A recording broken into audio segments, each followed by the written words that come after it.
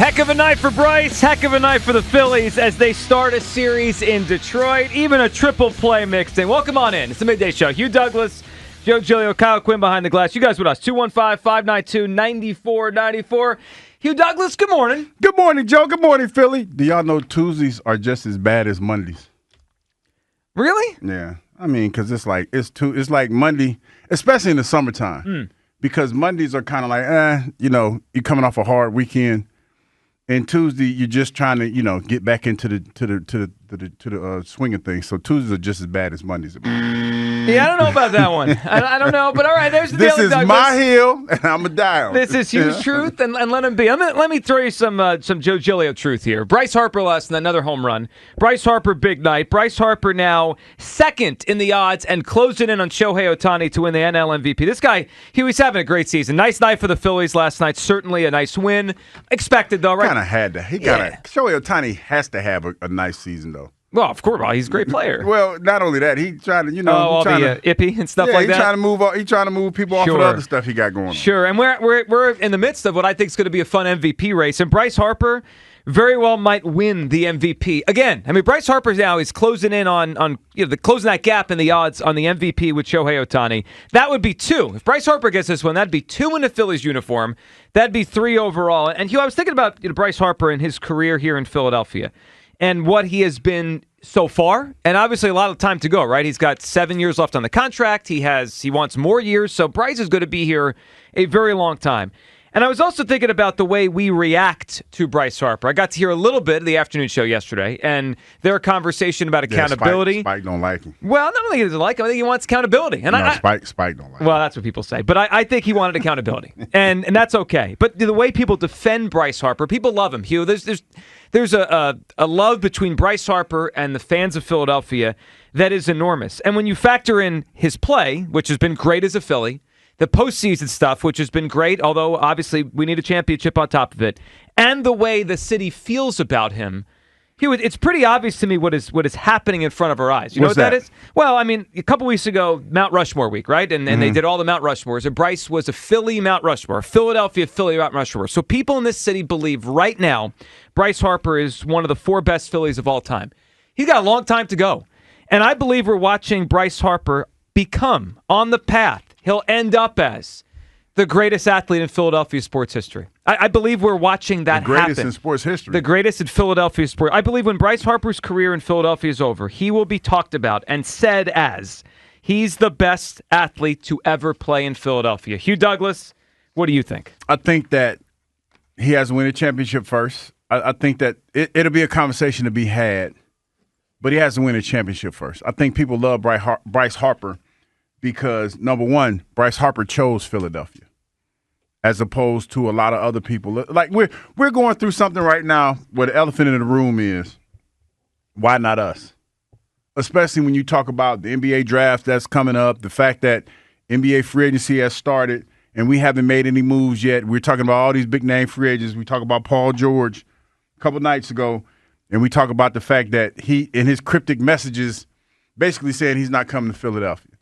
Like, I think we're going through a crisis right now where nobody's choosing us. None of the big stars want to come here. That's what it's perceived to be. And Bryce Harper's one of them, and people love the fact that he decided to be here.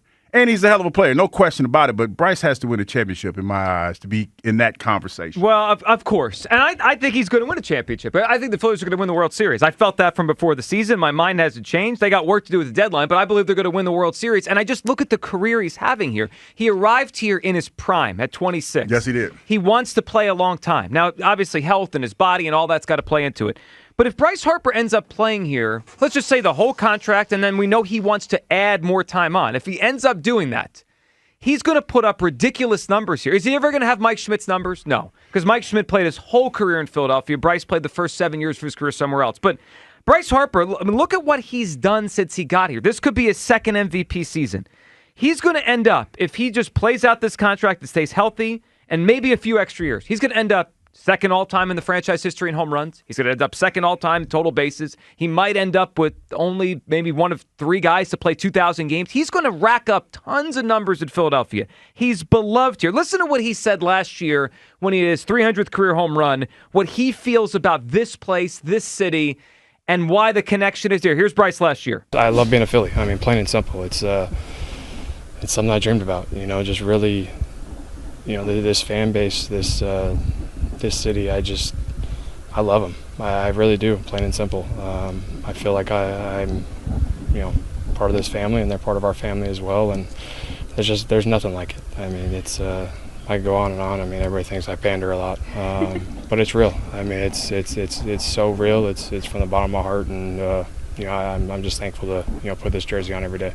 215-592-9494. It's the chuckle. When somebody chuckle when he said it, think he panders a lot. Yep.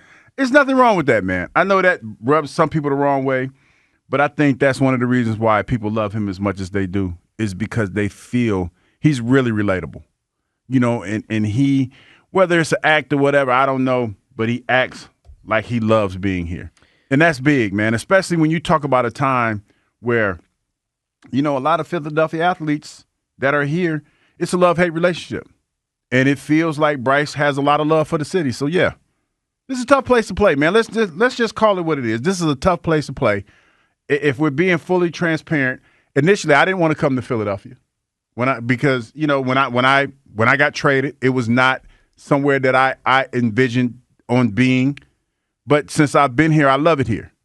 And I think that when you hear other athletes talk about Philadelphia, or people ask athletes that are here about Philadelphia, they might not tell them glowing things about being here and the fan base. That's the reality of it. And I think that with Bryce being here and the caliber of athlete that he is, that's why people love him as much as they do. He chose it. I mean, you think about the great players in this city, most of them did not choose to come to Philadelphia. He chose it, and he's embraced it. And, Hugh, I think it's going to be the deciding factor. Like a couple weeks ago, Afternoon Show did their Mount Rushmores.